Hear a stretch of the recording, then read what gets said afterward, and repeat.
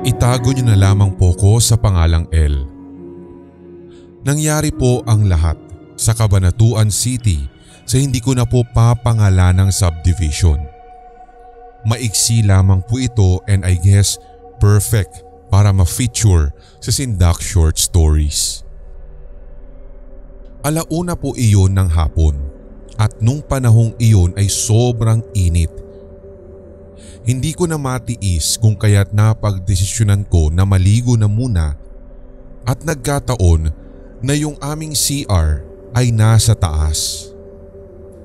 Yung naroroon po kasi sa ibaba ng bahay, yung CR doon ay ipinapagawa pa lamang po ng ate ko.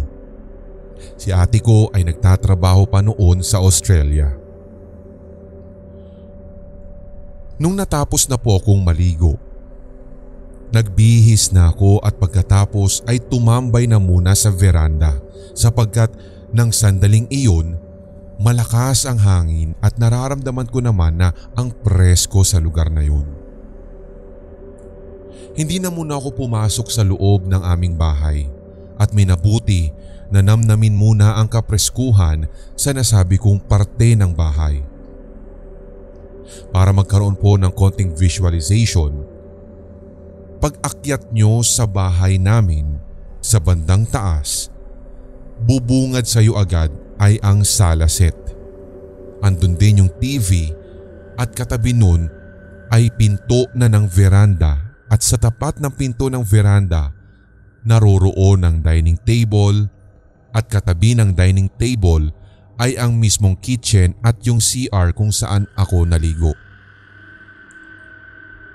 Walang ano-ano. May narinig po talaga ako na nagsabing, "Tao po." Kaya sumilip ako sa bintana na malapit sa kitchen sapagkat doon ko nadidinig na nanggagaling ang pagtawag na iyon. Doon nga'y may nakita ako. Delivery rider. Sineserbisyuhan niya yung kapitbahay ng ate ko at wala pa pong ilang segundo matapos kong silipin iyon, sumunod ay ang isang malakas na sitsit. Nang pagkakataong iyon, alam ko na galing sa likuran ko ang pagsitsit na yon. Lumingon ako pero wala akong nakita. Agad ko rin muling sinilip yung rider doon sa kapitbahay dahil ang buong akala ko ay siya rin yung sumitsit na yon. Pero nang sandali na iyon, Sir Red, nakita ko na papaalis na ang sinasakyan niyang motor. Bumaba na ako matapos kong madinig ang sitsit. Tiniyak ko talaga na hindi galing sa labas o kaya naman sa loob ng bahay ni ate yung sumitsit na iyon sapagkat nakasisigurado ako na ako lamang ang naroroon nung time na iyon at kung yung rider lang din naman ang may gawa nun, parang ang imposible. Ang lapit sa tenga ko talaga, Sir Red, yung narinig kong sitsit at kung susumahin, parang nga talaga siyang galing sa loob mismo ng aming bahay. Dahil sa nakakakilabot na pangyayaring iyon na maituturing kong kababalaghan, nag-decide ako na hindi muna aakyat ng mag-isa sa bahay ni ate. Maghihintay muna ako ng aking kasama bago ako tuluyang umakyat doon sa ikalawang palapag.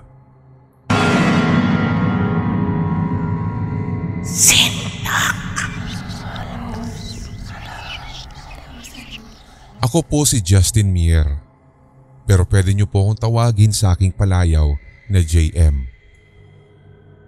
Ang aking ibabahagi ay ang kakaibang nangyari sa akin dito sa Saudi, and by the way, mag-6 na taon na po akong nagtatrabaho dito. Nung unang dating ko po dito sa amo ko, yung unang araw ng aking pagpasok sa kanilang bahay, aaminin ko po talaga na medyo natakot ako. Pagpasok mo pa lang kasi sa unang pinto ay madilim na o sabihin nating medyo dim yung buong bahay. May 2 pinto pa nga pong magkatapat. Yung isang pinto ay tanggapan ng mga bisita na lalaki at yung isa naman ay sa sala kung saan tumatambay ang buong pamilya at doon na rin po sila kumakain paminsan. Since tulad nga po ng nabanggit ko, bukod sa nawirduhan, sa kadiliman na bumati sa akin sa loob ng bahay ng aking amo, yung boses pa nung boss kong lalaki ay may kalakihan yung boses at para nga pong nanggagaling sa ilalim ng lupa. Ganun lang talaga yung normal voice niya hanggang sa nadinig ko nga po sa kanilang wika na kung isasalin ay, "Sige lang, pasok ka lang," at nakangiti po siya. Bawat hakbang ng paa ko, sobrang kaba ang nararamdaman ko. Hindi ko po talaga ma-explain yun pero parang may something kasi sa loob ng bahay. Mas lalo pa nga po akong natakot nang biglang bumukas ang isang pinto sa tambayan ng buong pamilya dahil may isa po na babae akong nakita na lumabas mismo doon. Mahaba ang buhok nito pero ang nakapagtataka, buhaghag ang kanyang buhok. Para nga pong hindi nagsusuklay. Nagsalita po siya sa Arabic. Hindi ko po maintindihan nung una dahil unang beses ko nga din po talaga na mag-abroad. Nakalimutan ko nga din po palang sabihin na isa po akong lesbian at tanggap naman po nila yun kasi mabait naman po talaga ng natural ang aking amo. As in super likas na sa kanila ang kabaitan. 4 lamang po pala sila sa bahay at puro matanda na yung nanay nila. Nung time na dumating ako noon, 94 years old pa lamang po yung kanilang ina. Pero ngayon ay nasa halos 100 taong gulang na. Yun nga po yung sinabi niya pala na Arabic ay kung kumusta yung biyahe ko. Mabuti na lamang ay magaling mag-Ingles yung kapatid niyang lalaki at siya po mismo yung nag-translate nito para sa akin. Ang sabi ko ay okay lang naman yung biyahe although nakakapagod talaga nang nakaupo sa mahabang oras. Masakit talaga sa puwet at maging sa likod dahil halos 9 hours po yung biyahe.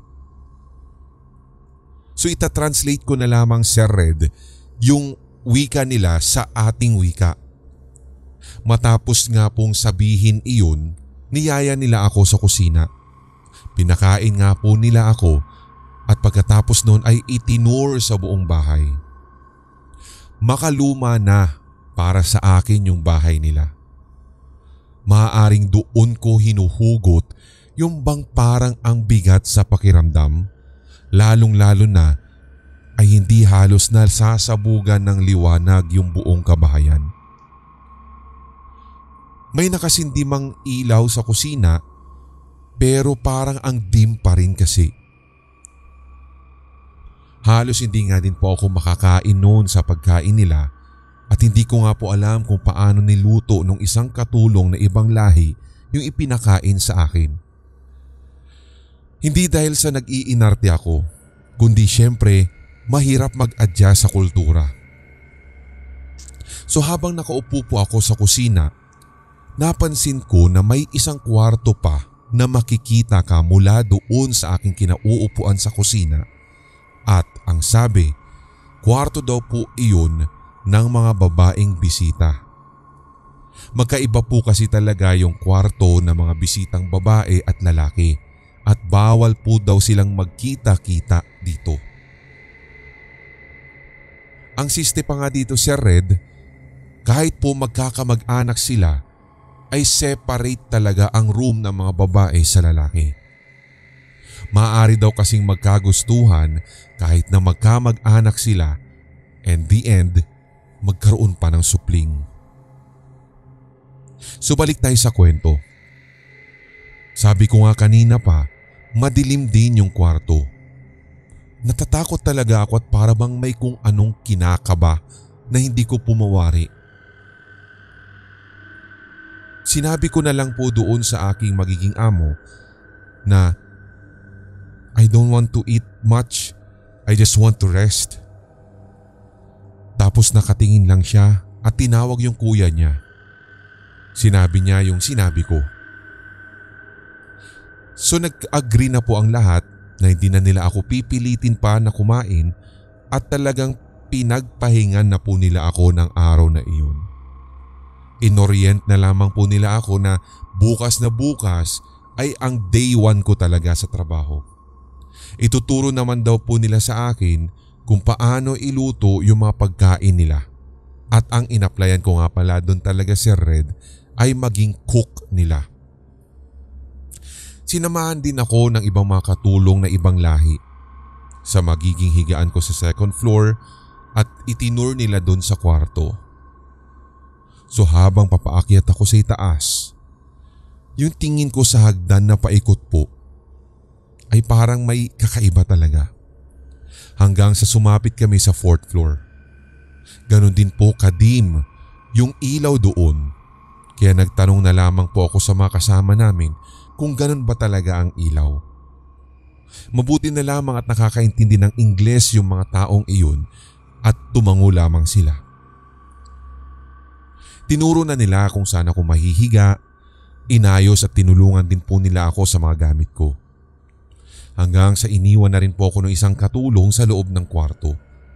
Nagpasalamat ako at sa sobrang pagod ko po talaga ay nakatulog ako bigla at hindi na nga po nakapagbihis pa. Bandang 2:00 ng madaling araw, nakita kong ubod na ng dilim sa mga kwarto. Tulog na rin ang kasama ko at naka-switch off pala ang ilaw. Naririnig ko sa gawing taas namin.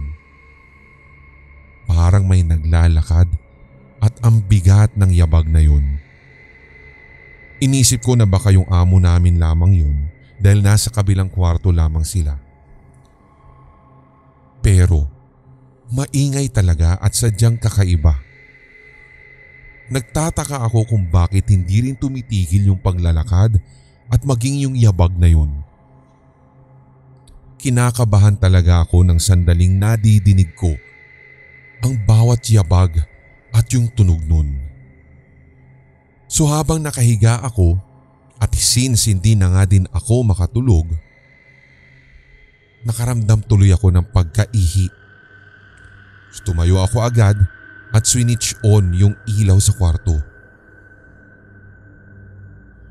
Pagka-switch on ko lamang, Sir Red, bigla-bigla ay may nag-cast na parang anino at parang ngang bigla din itong umalis sa pinto.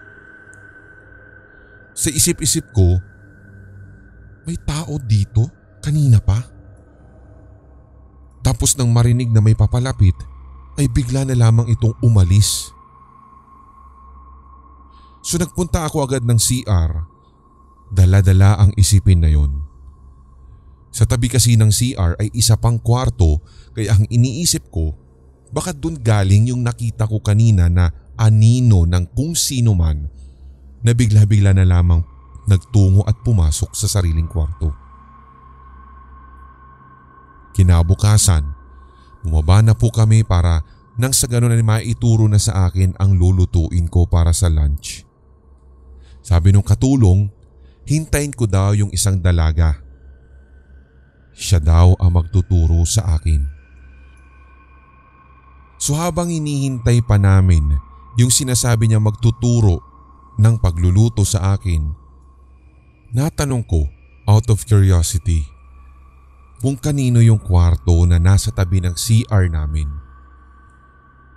Ang sabi ng kasama ko, wala na daw nananatili doon sa kwartong iyon, pero dati ay may matanda nga daw po kaming kasamahan na doon na po pinakwarto dahil nahihirapan na daw ito na umakyat at bumaba kaya nilipat siya doon. Napatanong din tuloy ako kung merong umuuko pa na mga kwarto sa 3rd floor.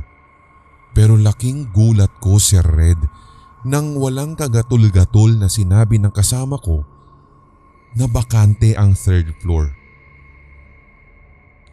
Bigla-bigla naaalala ko yung nadidinig ko ng mga yabag kagabi at hindi talaga ako pwedeng magkamali. Paulit-ulit na naglalakad ito doon sa third floor. Yung sinasabi ko na maingay at pasadsad kumbaga, yung paglalakad niya. Kinonfirm ko talaga doon sa kasama kong iyon kung totoong walang tao at sinabi ko yung nangyari kagabi. Tumawa lamang ito at tiniyak na wala nga daw pong tao doon. At kung gusto ko pa nga daw po, samahan niya daw ako at tingnan daw naming muli yung third floor. Napaawang na lang ang bibig ko. Gulat at parang hindi ko ma-process yung naa-absorb ko ng mga info. Kinagabihan na naman, nadinig ko ulit yung mga yabag na iyon. Just the same lang kung paano yung mga yabag na nadinig ko noong unang gabi. Umabot pa ako ng bandang 2:00 ng madaling araw at gayon na lang yung pagpupumilit ko sa aking sarili na umidlip kahit papaano para nang sa ganun ay may lakas kinabukasan sa pagtatrabaho. Inaalalayan ko rin po talaga yung pagtulog ko dahil ayaw ko ring mabangungot doon. At nung tumagal-tagal nga din ako sa Red sa trabaho kong ito, naganap ang isang masamang panaginip. Ito lang yung katangi-tangi na masamang panaginip ko matapos kong malaman yung mga walang nakauko pa doon sa third floor at yung mga hindi ko mahanapan ng sagot na mga kababalaghan. Ang senaryo sa aking masamang panaginip na iyon, sa bandang aparador sa tapat ng kama ko ay may nakita po akong figurang itim. Ito rin po yung itim na figura na inakala kong anino ng kung sino na wala naman pala talaga. Tulad ng mga ordinaryong bangungot, hindi ko maigalaw ang lahat sa aking katawan at nahirapan din po ako na huminga. Nagdasal ako sa isipan ko at hinihingi ko sa Diyos na wag naman sana na dito ako mamamatay.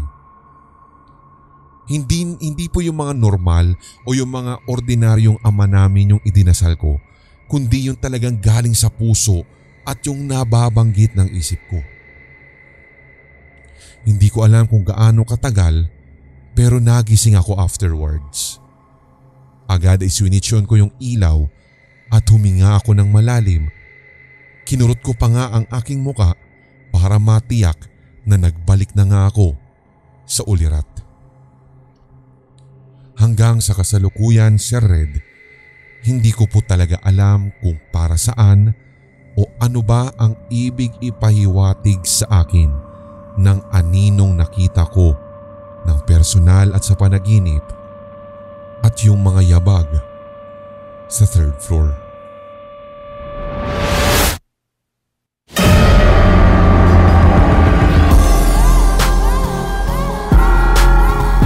Inyong napakinggan ang tampok na one-shot Tagalog horror story. I-like, mag-comment at i-share ang episode na ito sa inyong social media, mga certified kasindak. Huwag pahuhuli sa mga bagong kwentong katatakutan dito sa ating channel, kaya pindutin na ang subscribe button at ang notification bell. Hanggang sa susunod na kwentuhan dito sa Sindak Short Stories.